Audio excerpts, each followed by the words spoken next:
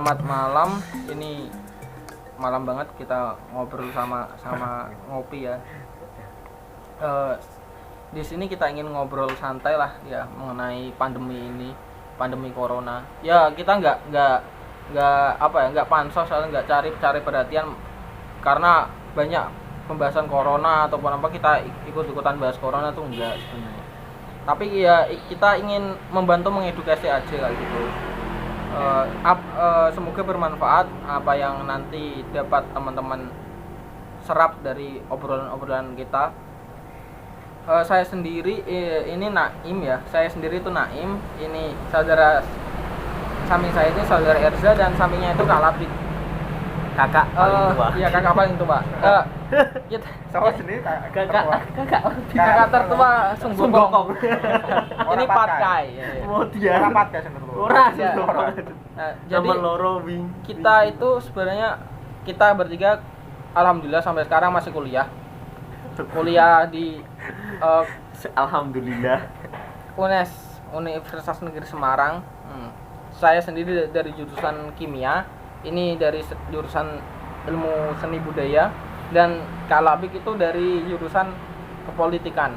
Nah, jadi kita akan membahas corona dari ketiga sudut pandang ini. Dari saya sendiri dari kimia, membahas apa itu virus, dan ini dari segi budaya masa tentang apa ya, tentang masyarakat di era pandemi ini, dan saudara Lapik nanti akan membahas masalah politikan tentang virus corona ataupun ada teori konspirasi ataupun apalah itu, biar nanti saudara Lapik yang menjelaskan.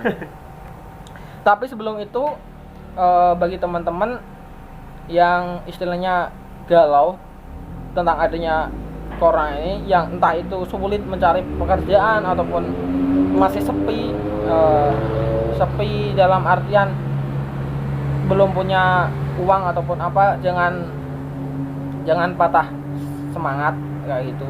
Itu pesan dari kita bertiga. Pesan mono. enggak sih. Ya dari saya sendiri aja lah kayak gitu. Kayak gitu. Jadi kita membahas manfaatnya dulu aja lah kayak gitu. Mungkin saudara Erza bisa memberikan apa sih manfaatnya dari untuk kita terhadap adanya pandemi ini? Manfaat umum ya banyak sih gitu. Ya satu gitu apa ya, lebih apa ya, kita belajar dari sini, banyak orang yang biasanya itu sakit panas, sakit hati ya. Sakit panas, pilek, kalanya belikan. iya, sakit panas, pilek dan lain-lain, langsung periksa ataupun ngecek. Nah dari sini kita bisa belajar gitu, lebih menghargai diri sendiri gitu, sadar akan kesehatan tapi kita. Iya gitu. Tapi gue ora. Oh enggak, aku antivirus men. Jangan kayak gitu, semua virus itu bisa menyerang semua makhluk hidup. Ya, apa itu yang mau saya tekankan, dari segi hal kecil seperti itu, kita sekarang lebih waspada terhadap apa ya, hal-hal seperti itu, walaupun sepele tapi yang biasanya kita lupakan, itu kita malah perhatikan. Itu adalah salah satu bentuk menghargai diri sendiri atau apa ya, lebih menilai diri sendiri. Kadang kan kita selalu perhatian tuh sama orang lain, Pacar. kok apalagi pacar ya.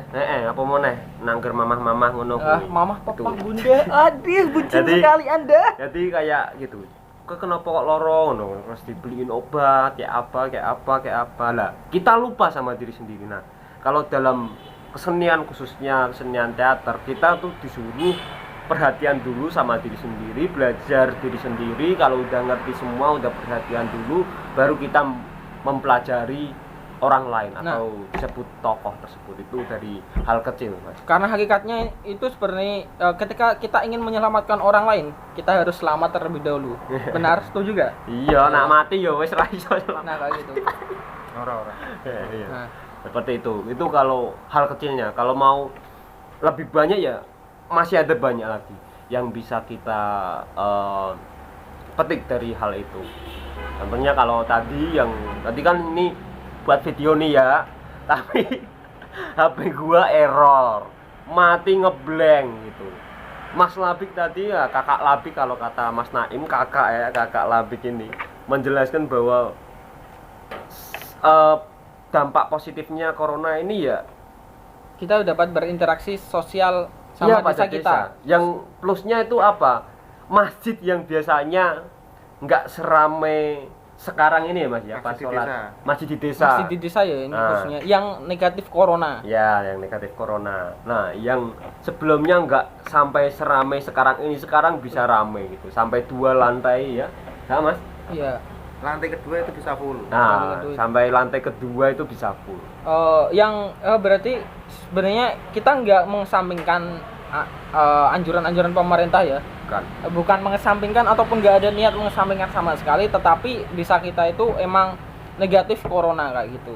Alhamdulillah sampai sekarang negatif corona dan saya doakan nggak ada kasus corona di desa kita. Nah, Kak Labri sendiri apa Kak? Yang ingin disampaikan untuk pemanfaatan corona? Ya mungkin sedikit menyambung dari yang dikatakan Elza mengenai masjid tadi ya. Jadi mungkin sedikit menguatkan bahwa sebelum ya ini mengenai kita tetap memperhatikan protokol Kesehatan. protokol kesehatan ya. Jadi sebelum masuk masjid itu kalau di desa saya pribadi itu dicek, ditembak. Itu jenenge Disinfektan. enggak Tembak terus jadi dicek. pacar. Oh, dicek ini temperatur Nah, suhu itu kita. ditembak. Apa dicek ono itengnya apa enggak? Jadi loh. Iya, itu loh. Jadi kalau sebelum masuk masjid itu tetap ditembak di apa sih sini? ditembak apa? Batuk. Ya ini istilahnya batuk. Makanya, ya intinya gitu, mereka udah pasti tahu. Ya, tapi kan- netizen itu lebih pintar daripada kita, no? Oke. Ya ditembak di kepala itu dicek berapa derajat, kalau di atas 37 38 itu tidak boleh masuk masjid. Tapi Ya. alhamdulillah selama ini khususnya itu Jumatan dan sholat Id itu aman di bawah angka tersebut. Jadi kemudian selain itu juga tetap ada cuci tangan sebelum masuk masjid. Jadi saya pastikan bahwa itu masih memperhatikan protokol kesehatan ya. Jadi walaupun ditembak di kepala tapi tidak ditembak di hati itu tetap sakit. Jadi itu teman-teman, akibat pandemi ini sisi kereligiusan kita alhamdulillah bisa bertambah. Kita bisa tambah dekat lah insya Allah pada Yang Maha Kuasa. Itu. Kemudian lanjut karena kita tadi ingin membahas dari bidang kita masing-masing, dari segi kimianya, dari segi budayanya, sama dari segi politik. Ya yang pertama ini dari siapa dulu Kak yang ingin bahas? Virus ya. Virus corona yang perlu dipahami oleh teman-teman sebenarnya disinfektan, antibiotik itu upaya pencegahan doang. Upaya ya sebenarnya itu enggak akan ngaruh sama virus sih. Yang diperlukan untuk membunuh virus itu vaksin, sebenarnya vaksin. Tapi cuci tangan itu kan tidak membunuh virus, cuma membunuh bakteri. Soalnya virus itu nggak akan mati ketika dia nggak dikasih vaksin, nggak kayak gitu. Fungsinya kita apa cuci tangan? Fungsinya itu untuk Biar membunuh bakteri. untuk membudayakan kita berperilaku sehat kayak gitu. Bagaimanapun ketika kita berperilaku sehat, imun kita nanti akan tidak turun lah kayak gitu. Ketika imun tidak turun dan ketika kita terkena virus, kita bisa di sistem tubuh kita ini bisa menanggulangi virus tersebut dan bisa menciptakan antibodi kayak gitu. Nah, ini sendiri juga berkaitan dengan teori natural herd immunity. Natural herd immunity kayak gitu.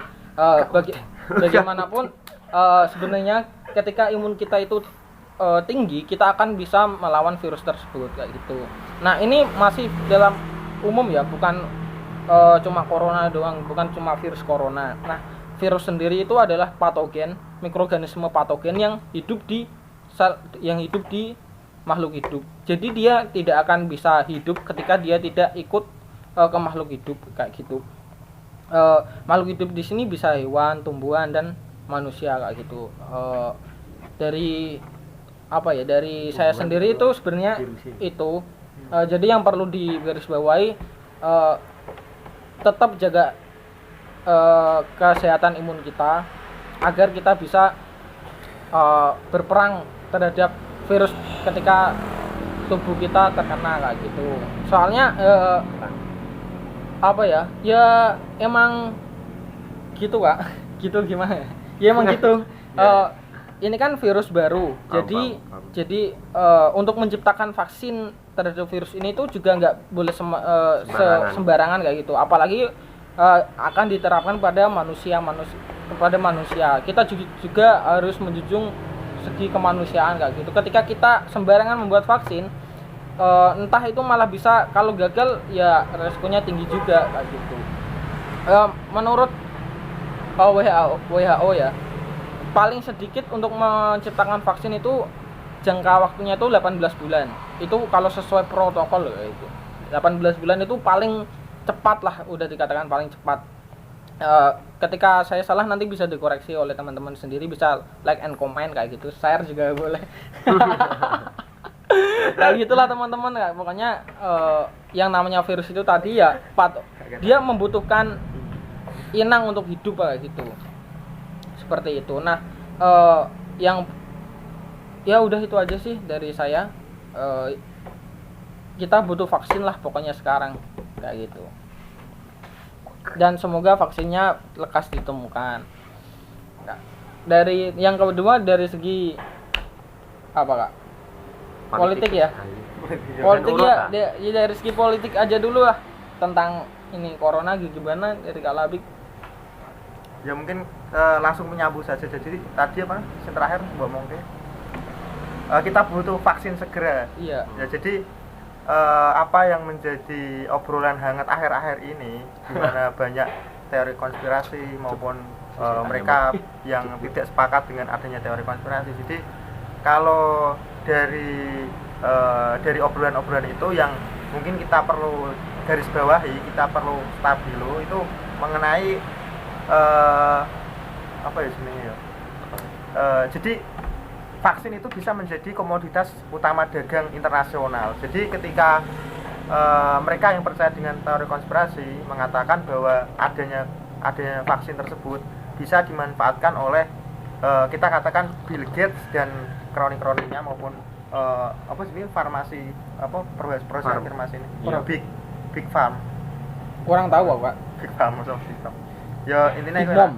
Aku tahunya Big Mom. Jadi Bill Gates sebagai orang yang terkaya nomor 2 di dunia, bisa diluruskan kalau salah, memiliki berbagai apa ya cabang perusahaan farmasi internasional di dunia, di mana itu bisa menjadikan Bill Gates memonopoli nanti ketika virus itu sudah ditemukan. Jadi Vaksin. Vaksin dari virus corona itu ditemukan. Jadi ketika seluruh negara yang sudah terkena pandemik ini apa namanya dipaksa oleh Bill Gates, bisa dikatakan seperti itu, untuk membeli vaksin tersebut mau tidak mau, maka hanya satu yang diuntungkan, yaitu Bill Gates dan kawan-kawannya itu tadi, dimana sebenarnya ketika kita percaya dengan sebagian pihak yang lain, bisa dikatakan mereka yang tidak sepakat dengan Bill Gates, salah satunya tokoh dari Indonesia itu Bu Siti Fadila Supari. Yang kemarin itu kan di podcastnya di Kombuser. Saya belum nonton, tapi sudah sedikit baca bukunya mengenai ketika dia melawan WHO yang menetapkan pandemik terhadap virus flu burung itu. Jadi dia melawan WHO mengatakan bahwa flu burung merupakan suatu pandemik. Jadi ya itu nanti bisa dibaca lah bukunya lah. Apa ya? Merubah dunia atau apa itu bukunya, warnanya merah, ada gambarnya Bu Siti Fadila. Jadi yang perlu digarisbawahi dan perlu kita kritisi mengenai hal itu. Jadi apakah vaksin tersebut bisa dimonopoli oleh Bill Gates dan kawan-kawannya, ataupun nanti memang bahwa kita seluruh dunia, seluruh jajaran elit global itu sedang benar-benar apa ya namanya ya, apakah benar-benar berjuang ataukah ya mereka hanya mementingkan kelompoknya sendiri. Nah itu kita perlu perlu kita jadikan pendidikan politik bersama lah, apakah di situ ada konspirasi atau tidak. Nah kalau dari saya pribadi, terlepas dari itu semua, kita harus tetap berharmoni lah. Jadi ada dengan cara seperti apa kita berharmoni? Dengan cara kita berempati sesama, bisa dikatakan kalau membahas mengenai